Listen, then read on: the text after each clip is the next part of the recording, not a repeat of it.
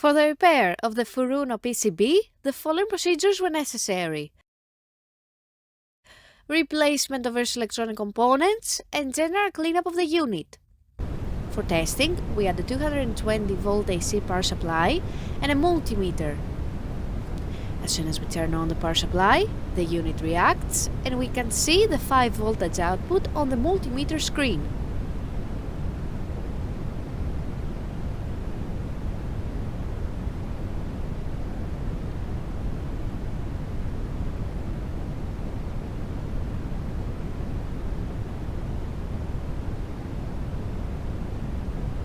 No further testing is possible due to lack of additional units. It is now clear that the PCB is working successfully and is ready to be delivered to the customer.